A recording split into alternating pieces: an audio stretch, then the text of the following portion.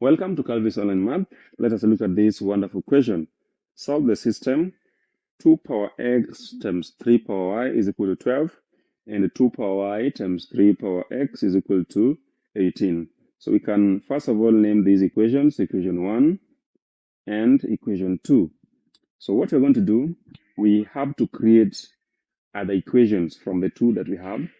So we are going to do that by multiplying and then by actually dividing. So let us first of all multiply these two equations. So we multiply equation 1 by equation 2. So we have 2 power x times 3 power y. Then you multiply by this because we're doing it term-wise. And that's equal to 12 times 18. So we have to make sure that we're dealing with the same bases. So for the first case, we're going to have 2 power x times 2 power y. And according to the laws of indices, that is the same as 2 power x plus y.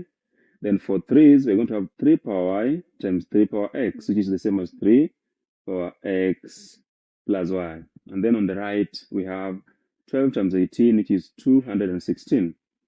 So now these powers are the same. So we can combine the bases so that we have 2 times 3 raised to the common power, which is x plus y.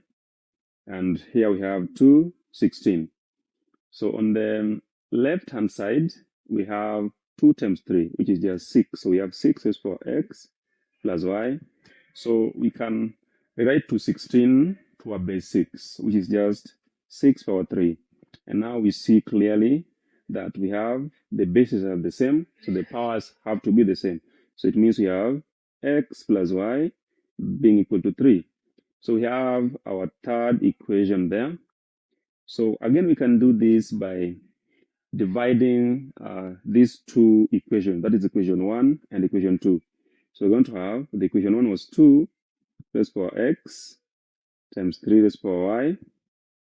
Then you can divide that by the second one, which was 2 power y times 3 power x. And on the right-hand side, we had 12. We divide that by 18. So when we do that, we consider the common bases. So we look at 2 power x and 2 power y. And there's a division between the two. So it means we use the second law of indices. So we're going to have 2 raised to power x minus y times 3 raised to power y minus x, and that's equal to 12 over 18, which is the same as 2 over 3 if you simplify. So now we can combine these two by either considering a common power or a common base. Obviously, the bases are not the same, so we can easily make the powers the same by rewriting the second one. So we can have 2 raised to power x minus y times 3. We can switch this to be x minus y as we wanted it, but we have to put a negative 1 out there so that we still maintain the original value of that, and that is the same as 2 over 3.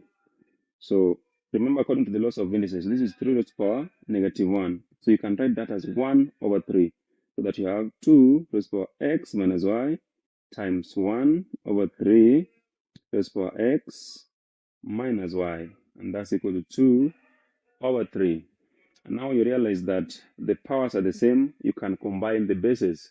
So 2 times 1 over 3 is 2 over 3, and the power is x minus y, and that's equal to 2 over 3. So from this,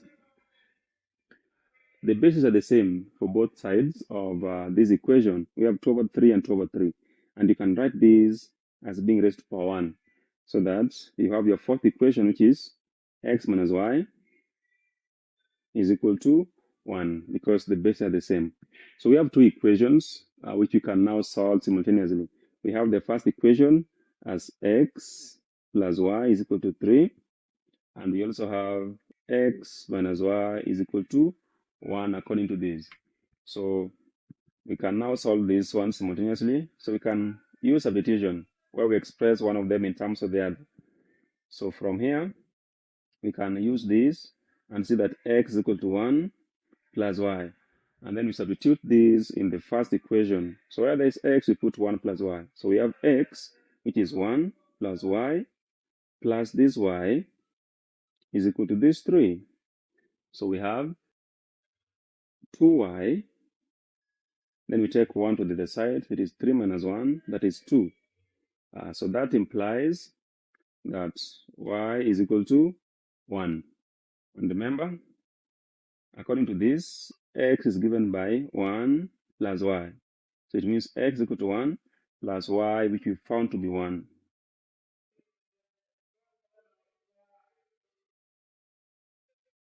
So that x is equal to 2.